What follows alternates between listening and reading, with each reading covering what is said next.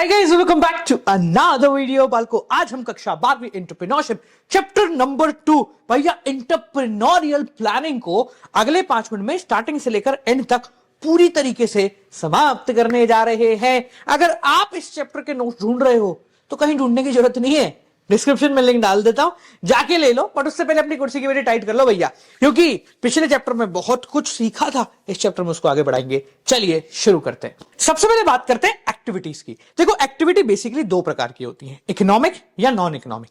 Economic activity मतलब ऐसी activity जो कि पैसा कमाने के लिए की गई है, जैसे प्रोडक्शन हो गया, डिस्ट्रीब्यूशन हो गया, कंजम्पशन हो गया, एक्सचेंज हो गया, या कुछ बेचना करना हो गया।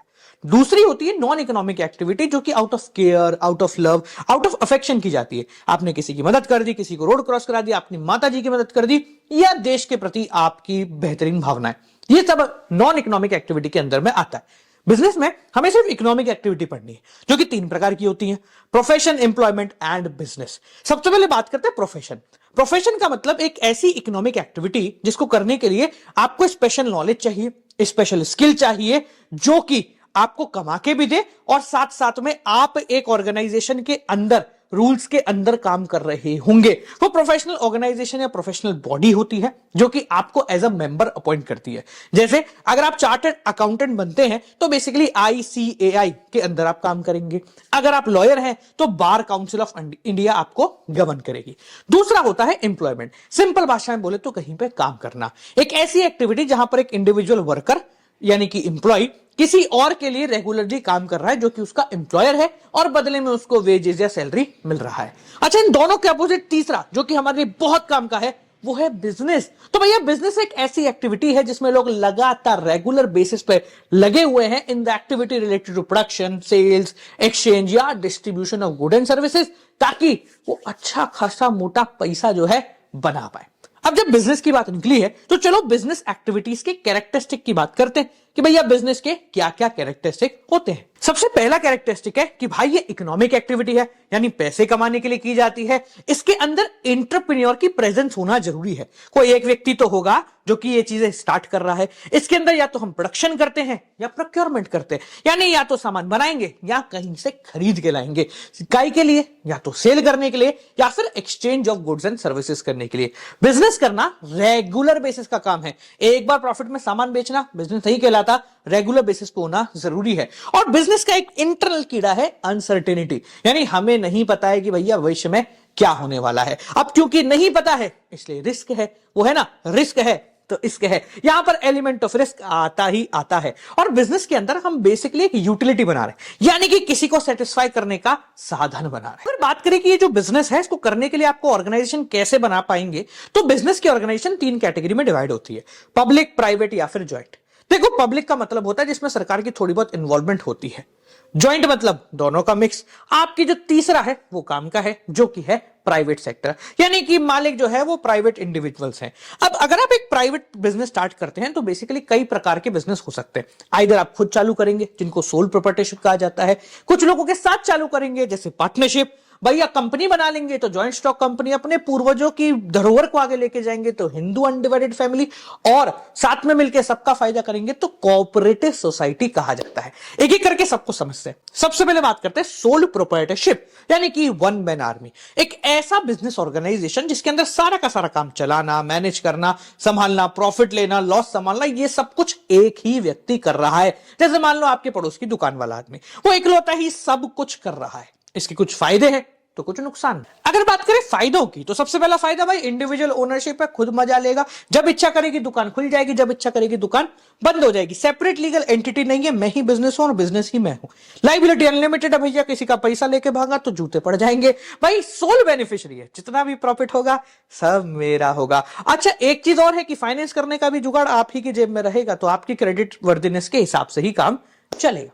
दूसरे प्रकार के होते हैं पार्टनरशिप, यानी कि अब एक व्यक्ति के पास पैसे की थोड़ी कमी पड़ गई तो 2-3-4 लोग आए, मिले, दोस्ती यारी के अंदर बिजनेस हो गया शुरू। स्टैंडर्ड डेफिनेशन की बात की जाए तो पार्टनरशिप जो है इंडियन पार्टनरशिप एक्ट 1932 के हिसाब से बनती है, और ये एक रिलेशन है बिटवीन 2 या 2 से ज्यादा लोगों के बीच में, जो कहते हैं कि भैया धंधे का प्रॉफिट हम आपस में बांट लेंगे और हम ऐसे काम करेंगे कि एक आदमी सबके लिए काम कर सकता है और सब भी किसी एक के लिए काम कर सकते हैं, यानी एनीवन एक्टिंग फॉर ऑल और all acting for all.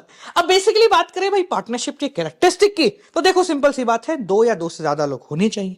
Partnership के अंदर भी लायबिलिटी अनलिमिटेड होती है, यानी कि अगर आपने कहीं से लोन लिया तो सब जूते खाएंगे। अच्छा, यहां पर जो है ये इंप्लाइड अथॉरिटी होती है। इंप्लाइड अथॉरिटी का मतलब मैं एज अ प्रिंसिपल भी हूं और एक एजेंट भी हूं, यानी कि मैं कंपनी का मालिक भी हूं और कंपनी को रिप्रेजेंट भी कर रहा हूं। ये म्यूचुअल एजेंसी सब साथ में लेके एक ही गोल को पूरा करने के लिए काम करते हैं। अच्छा, यहां पर एक कैरेक्टरिस्टिक है कि अटमोस्ट गुड फेथ, यानी कि सब सबका भला करने के लिए काम करते हैं, कोई किसी को चोरी चकारी के लिए नहीं कर रहा है। यहां पर एक प्रॉब्लम है कि आप शेयर्स को ट्रांसफर नहीं कर सकते, यानी कि ऐसा नहीं है कि चल आज मेरी जगह तू काम बन जा। अगर पार्टनरशिप की एक प्रॉब्लम बताएं तो भाई कंटिन्यूटी है, कोई भी एक पार्टनर मरा, कोई गया, कोई चला गया, कोई आ गया, तो पार्टनरशिप वहां पर खत्म हो जाती है और वापस से इन लोगों को सब कुछ शुरू करना पड़ता है। अगर बात करें पार्टनरशिप का रजिस्ट्रेशन, तो बेसिकली ऑप्शनल होता है, आप चाहे तो करा सकते हैं, नहीं चाहे तो मत कराइए। बट अगर आप कराते हैं तो फिर आपको पार्टनरशिप डीड बनानी पड़ेगी। भैया ये डीड क्या है? डीड का मतलब होता है एक रिटन डॉक्यूमेंट जिसके अंदर सब कुछ बताया जाता है, कितने मालिक हैं, कौन कितना इंटरेस्ट लेगा, कौन कितना सैलरी लेगा, कौन कितना कमीशन लेगा। अगर आप डीड बनाते हो तो वेल एंड गुड है, नहीं बनाते ना और कोई लड़ाई हो जाती है तो कोर्ट के पास जाओ, कोर्ट बोलेगा देखो साइड हो जाओ, हम बात नहीं करेंगे। और अगर बात करेंगे भी तो इंडियन पार्टनरशिप एक्ट 1932 की किताब लेके आइए, उसमें जो जो लिखा है हम सिर्फ वो ही कर रहे होंगे। तो डीड आप बना लो तो बेहतर है, नहीं बनाओगे तो भी काम चल जाएगा। नेक्स्ट आता है जॉइंट स्टॉक कंपनी। अब भैया बहुत बड़ी कंपनी, हमारे को हजारों करोड़ रुपए चाहिए, तो दो चार लोग तो इकट्ठे कर नहीं सकते, तो यहां पर एक ऐसी ऑर्गेनाइजेशन खुलती है जिसकी सेपरेट लीगल एंटिटी भी है, वो एक आर्टिफिशियल पर्सन भी है, और जिसके अंदर अगर आपको मालिक बनना है तो आपको उसके शेयर खरीदने पड़ेंगे। जितनी बड़ी बड़ी कंपनी आप जानते हैं, चाहे रिलायंस हो, चाहे अडानी हो, चाहे टाटा हो, वो सारी की सारी जॉइंट स्टॉक कंपनी ही है, यानी कि एक ऐसी वॉलंटरी एसोसिएशन जो बहुत सारे इंडिविजुअलों ने इकट्ठी करके बनाई है, जो प्रॉफिट कमाना चाहते हैं और उनके पास जो कैपिटल है वो शेयर्स में है। आपने किसी कंपनी के शेयर खरीदे तो आप उतने हिस्से के उसके मालिक बन गए हैं। अच्छा, एक बात करें कंपनी की, तो बेसिकली कॉमन सील के अंदर काम करती है, यानी कि अंबानी जी निबट भी जाएंगे ना तो भी कोई दिक्कत नहीं है, परपेचुअल एग्जिस्टेंस है, अगला कोई व्यक्ति जो है वो चेयरपर्सन बन जाएगा। अगर इसकी कैरेक्टरिस्टिक की बात करें तो भैया सेपरेट लीगल एंटिटी तो होती, साथ साथ में एक आर्टिफिशियल पर्सन है। हम देखा जाए रिलायंस इंडस्ट्री एक व्यक्ति की तरह ट्रीट किया जाएगा, उसका खुद का पैन कार्ड भी होता है। जी हाँ, हमारी company index education private limited हमारी कंपनी का भी पैन कार्ड बनाया हुआ है, ठीक है। यहां पर कॉमन सील के अंदर सब कुछ चलता है, लिमिटेड लाइबिलिटी का फायदा मिल जाता है। मतलब भैया मैंने कुछ नहीं किया, भले ही मैं मालिक हूं, कंपनी से पूछो उसने किया है, अच्छा वहां पे भी मैं ही मिलूंगा तुमको, पर कोई बात नहीं, मैंने तो कुछ नहीं किया। तो यहां पर लाइबिलिटी जो है वो लिमिटेड है। आपको कितना लॉस हो सकता है भाई? जितने आपके शेयर की वैल्यू है उतना आपका लॉस हो सकता है। अगर मेंबर्स की बात करें तो बेसिकली दो प्रकार की कंपनी होती है, एक होती है प्राइवेट, एक होती है पब्लिक। देखो प्राइवेट कंपनी के अंदर मिनिमम 2 ही मेंबर होते हैं, मैक्सिमम बात करें तो 50 हो सकते हैं। प्राइवेट कंपनी में आप शेयर्स को ट्रांसफर नहीं कर सकते और बेसिकली पब्लिक के पैसा नहीं ले सकते। यहां पर कम से कम 1 लाख रुपए लगा के तो कंपनी शुरू करनी पड़ती है और आपको प्राइवेट लिमिटेड वर्ड जो है कंपनी के आगे लगाना पड़ता है, जैसे मैंने बोला ना, इंडेक्स एजुकेशन प्राइवेट लिमिटेड। दूसरी होती है पब्लिक कंपनी। जब कंपनी बड़ी हो जाती है तो बेसिकली कम से कम 7 मेंबर इसके अंदर होने चाहिए, मैक्सिमम कोई लिमिट नहीं, करोड़ों। रिलायंस प्राइवेट नहीं है, पब्लिक हो चुकी है, ठीक है। यहां पर कोई भी शेयर खरीद सकता है, कोई भी शेयर बेच सकता है। पब्लिक से पैसा मांगा जाता है, कम से कम 5 लाख रुपए लगा के तो शुरू है। खैर ये तो कहने की बात है, बहुत बड़ी होती कंपनियां। यहां पर प्राइवेट लिमिटेड नहीं, लिमिटेड वर्ड जो है यूज किया जाता है। इन कंपनीज को वाइंड अप करना इतना इजी नहीं होता, बहुत मुश्किल है, लॉ के थ्रू ही ये वाइंड अप होती है। और क्योंकि बहुत सारा पैसा है तो बनाना और चलाना ये दोनों बहुत ज्यादा एक्सपेंसिव और कॉम्प्लेक्स प्रोसेस है। इसका जो मैनेजमेंट है वो प्रोफेशनल मैनेजमेंट के थ्रू किया जाता है। बोर्ड ऑफ डायरेक्टर्स होते हैं, चेयरमैन होते हैं, बड़े बड़े लोग होते हैं, वो सब मैनेज करते हैं और इससे बेहतर कुछ भी नहीं है। आता है जॉइंट हिंदू फैमिली बिजनेस। अगर आप एक हिंदू फैमिली से बिलोंग कर रहे हो तो बहुत ज्यादा पॉसिबिलिटी है कि आपके पुराने धंधे थोड़े देर से चलते आ रहे होंगे। ये सबसे पुराना है। सिंपल सा मतलब यह है कि अगर आप एक हिंदू अनडिवाइडेड फैमिली में यानी जॉइंट फैमिली में रहते हो तो आपका पुराना धंधा आप कैरी फॉरवर्ड प्रोबेबली कर रहे होंगे, ठीक है। ये जो बिजनेस है इसके अंदर आपकी एंसेस्टर यानी पुरानी प्रॉपर्टी होनी चाहिए, वो बिजनेस आप कैरी फॉरवर्ड कर रहे हो, एटलीस्ट 3 जनरेशन तो उस बिजनेस के अंदर होनी चाहिए। मतलब दादाजी ने शुरू किया था, पिताजी ने संभाला और हम चला रहे हैं। ये जो है बेसिकली 2 प्रकार के लोग इसके अंदर माने जाते हैं। यहां पर जो हेड ऑफ द फैमिली होता है उसको बोलते हैं कर्ता, यानी कि मैं ही सब चलाऊंगा। और दूसरा तो को पार्टनर, यानी कि छोटे भाई वगैरह या जो बच्चे हैं वो सब को पार्टनर्स की कैटेगरी के अंदर आते हैं, यानी कि चलाने वाले। अगर इसके फीचर्स की बात करें तो भैया फैमिली है तो कम से कम 2 लोग तो मियां बीवी तो होने ही चाहिए ना। ये जॉइंट हिंदू फैमिली बिजनेस है, इसलिए हिंदू लॉ के थ्रू गवर्न की जाती है। मैनेजमेंट जो है वो बड़े भैया जो है वो करता वही कर लेते हैं, हम तो बस जो वो कहते हैं हम संभाल लेते हैं। लाइबिलिटी की बात करें तो भैया कर्ता जी की लाइबिलिटी तो अनलिमिटेड है, उनको तो जूते पड़ जाएंगे, हमारी लाइबिलिटी लिमिटेड होगी। प्रैक्टिकल वर्ल्ड में ऐसा होता नहीं है। बात करें माइनर तो माइनर भी मेंबर हो जाता है। मैं पैदा हो गया भाई, मैं मेंबर बन गया, हाँ ये अलग बात है कि बिजनेस नहीं है। चलो अगर कंटिन्यूटी की बात करें तो बेसिकली बहुत लंबा चलता है। अगर बड़े जी निबड़ गए तो उनके छोटे भाई जो है वो कर्ता बन जाएंगे, वो निबड़ गए तो उनके छोटे भाई, वो निबड़ गए तो उनके छोटे भाई। अब भाई है या बहन है तो बेसिकली यहां पर लो नहीं चल जाता है आजकल। तो अगर बात करें कि कैसे चलना है या प्रॉपर्टी में आपको अधिकार कैसे मिलेगा, तो बेसिकली दो कानून है यहां पर। एक कहलाता है दया भागा, दूसरा कहलाता है मिताक्षरा। दया भागा का मतलब है ये बेसिकली बंगाल और आसाम साइड ही चलता है। इसका मतलब है कि जब पिताजी मरेंगे तभी आपको अधिकार मिलेगा प्रॉपर्टी में, उससे पहले नहीं मिलेगा। जबकि मिताक्षरा कहता है कि अगर आप जन्म ले लिए हैं तो आपका इस प्रॉपर्टी के अंदर, इस बिजनेस के अंदर राइट है, अधिकार है। मिताक्षरा बाकी पूरे भारत के अंदर चलता है। अगला होता है कोऑपरेटिव ऑर्गेनाइजेशन। देखो कोऑपरेटिव ऑर्गेनाइजेशन, कोऑपरेटिव सोसाइटी 1912 के तहत चलता है। ये बेसिकली एक ऐसी ऑर्गेनाइजेशन है जहां पर कुछ लोग इकट्ठा हुए, बोले कि यार हम एक काम करते हैं, इकट्ठे हो जाते हैं, जब भी सामान मंगाएंगे महीने का तो इकट्ठे पैसे लेंगे और एक होलसेलर के पास चले जाएंगे। बस यही है तुम्हारी कोऑपरेटिव। थोड़े बड़े स्केल पे चले जाओगे तो ये हो गया तुम्हारा काम।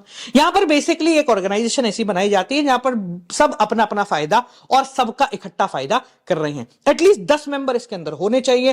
कैपिटल मेंबर्स के थ्रू ली जाती है। इसकी भी एक सेपरेट लीगल एंटिटी बनती है। आपने देखा होगा आपके एरिया के आसपास कोई कैंटीन टाइप का कुछ होता है जहां पर कुछ एक स्पेसिफिक एरिया के लोग वहीं से जाके सामान खरीदते हैं। ठीक है, ये जुड़ते इसलिए ताकि मिडिलमैन को ये हटा दे। अगर इसके कुछ फीचर्स के बारे में बात करें तो पहले तो वॉलंटियर ऑर्गेनाइजेशन है, आप चाहो तो मेंबर बन जाओ, पैसे दो, और नहीं चाहो तो हट जाइए। ठीक है, डेमोक्रेटिक मैनेजमेंट है, यानी कि इसकी कमेटी बनती है जिसके अंदर 1 पर्सन 1 वोट सिस्टम चलता है। हर बार चुनाव होते हैं, जो जीतता है वो भैया हेड बन जाता है। अगर इसका मेन काम बात करें तो सर्विस मोटिव है, ये पैसे कमाने के लिए ज्यादा नहीं बनते, बस जो मेंबर है उनका फायदा हो जाएगा, काम चल जाएगा। इसका एक सेपरेट लीगल स्टेटस अलग से मिलता है। कोऑपरेटिव सोसाइटी ठकाक ऐसा थप्पा लगता है।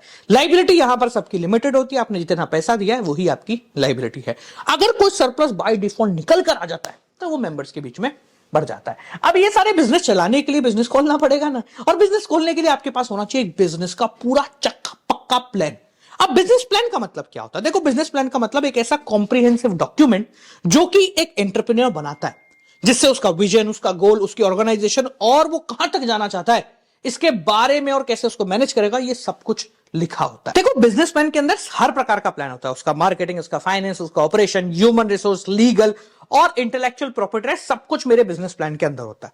अब बिजनेस प्लान की जरूरत क्यों है? देखो बिजनेस प्लान इसलिए चाहिए कि जो लोग भी मेरे बिजनेस से जुड़ने वाले हैं उनको पता होगा कि हम किस व्यक्ति से जुड़ रहे हैं, यानी all those person who are directly और indirectly attach with my enterprise need that business plan. ये उन लोगों को डिसीजन मेकिंग लेने में मदद करता है, ये इन्वेस्टर्स को अट्रैक्ट करेगा, ये साथ साथ में आपके लिए रोड मैप का काम करेगा कि आपको कहां तक जाना है, आपने क्या सोच रखा था, आपके रिस्क अवॉइड करता है क्योंकि आप पहले से ही सब चीजों को क्लियर करके रखते हो, आपको क्लैरिटी देता है और साथ साथ में सेल्फ असेसमेंट और सेल्फ इवैल्यूएशन में मदद करता है। यानी कि मैंने जो सोचा था देख आज मैंने पा लिया, जो सोचा था वो मैंने पा लिया। पर सर ये बिजनेस प्लान दिखता कैसा है? देखो बिजनेस प्लान का वैसे तो कोई स्पेसिफिक तरीका नहीं होता है या कोई स्टैंडर्ड प्रोटोकॉल नहीं है कि ऐसा ही होना चाहिए, पर जैसा भी आप बना रहे होंगे वो बिजनेस प्लान के 3-4 फॉर्मेट आपको बनाने पड़ेंगे, मतलब 3-4 वैरायटी के बनाने पड़ेंगे।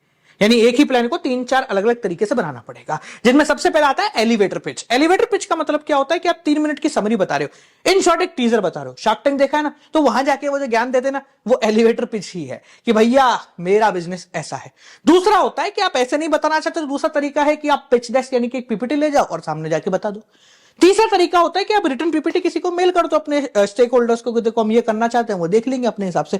चौथा तरीका होता है इंटरनल ऑपरेशन प्लान, यानी मैनेजमेंट को लेके कोई बिजनेस प्लान है तो वो आप उनको दिखा दीजिए। जैसे मैंने बोला कि बिजनेस प्लान का कोई स्टैंडर्ड आउटलेट तो होता नहीं है, पर अगर जनरली बात करें कि भाई कैसा दिखता है तो इनमें कई सारे पेजेस होते हैं, जिनमें सबसे पहले आता है कवर पेज।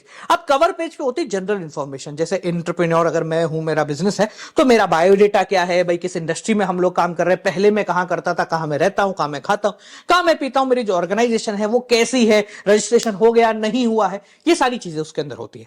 अगला पेज खोल के देखेंगे तो उसमें बिजनेस की डिटेल होती है, यानी सिंपल भाषा में मिशन स्टेटमेंट कि हम जो है वो कहां जाना चाहते हैं। ये सिंपल भाषा में आपका बिजनेस जो है वो कहां पर है, उसके पास कितने इंफ्रास्ट्रक्चर है, है, कितना रॉ मटेरियल है, कितनी लेबर है, कितनी यूटिलिटी है, कितना पोल्यूशन, ट्रांसपोर्टेशन, मशीनरी, ये सब कुछ उसके अंदर लिखा होता है। और साथ साथ में हमारा प्रोडक्शन प्रोसेस भी लिखा होता है। तीसरा पेज खोलोगे तो आपको मिलेगा प्रोडक्शन का प्लान कि भैया क्या बना रहे, what to produce, how to produce, और कौन सी टेक्नोलॉजी का इस्तेमाल कर रहे हो, आपका प्लांट कितना बड़ा है, उसका लेआउट कितना है, कॉस्ट ऑफ मशीनरी कितना है, फ्यूचर में कितना पैसा चाहिए, ये प्रोडक्शन प्लान के अंदर लिखा हो। चौथा होता है इसके अंदर ऑपरेशन प्लान, यानी सिंपल भाषा में आपने जो प्लान बनाया है वो काम कैसे कर रहा होगा, यानी रूटिंग कैसे होगी, शेड्यूल कैसे होगा, कितना समय आपको सामान बनाने में चाहिए, कितने डेट पे आप उसको लाइव कर सकते हो, इंस्पेक्शन कैसे हो रहा है, शिपिंग कैसे हो रही है, फॉलो अप कैसे लिया जा रहा है, ये सब आज उसके अंदर बता दो। इसके बाद अगला पेज खोलोगे तो ऑर्गेनाइजेशन का प्लान मिलता है। मतलब बेसिकली हमारा जो वेंचर है, टर्म्स एंड कंडीशन क्या है, कौन किसके ऊपर बैठता है, लाइन ऑफ अथॉरिटी क्या है, कितने मेंबर्स हैं, मेंबर में कॉन्फ्लिक्ट होगा तो कैसे काम चलेगा, पेमेंट कैसे किया जाता है, वोटिंग राइट किसके पास है, ये सब उसके अंदर बताया जाता है। अगला होता है फाइनेंशियल प्लान, यानी कि सिंपल भाषा में भैया पैसा कितना है, कहां से चाहिए, कहां आएगा, कॉस्ट कितनी है, कैश फ्लो कितना है, पूरा का पूरा प्लान पैसे से रिलेटेड उसके अगले पेज पे होता है। इसके बाद आता है मैन पावर प्लानिंग, यानी सिंपल भाषा में कितने लोग आपको चाहिए, कितने लोग आपके पास है, इन लोगों को सिलेक्ट कैसे करते हो और काम कैसे चल रहा होता है। और इसके बाद फाइनल सबसे इंपॉर्टेंट मार्केटिंग प्लान, यानी कि भैया प्राइसिंग, प्रमोशन, डिस्ट्रीब्यूशन, कैसे बेचोगे, दूसरों से बेहतर क्या बेचोगे, कहां दिखेगा, कैसे दिखेगा ताकि खूब बिकेगा।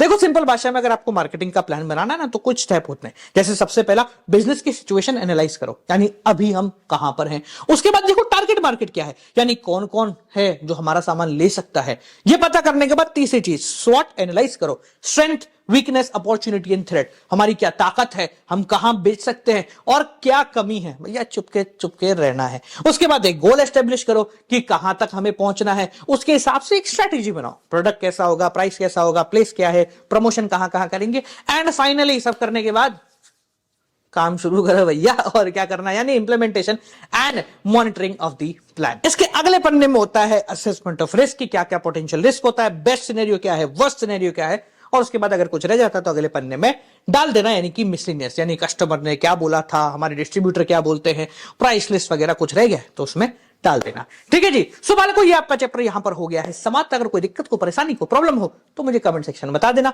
मिलते हैं आपसे अगली वीडियो के साथ, तब तक के लिए नमस्कार।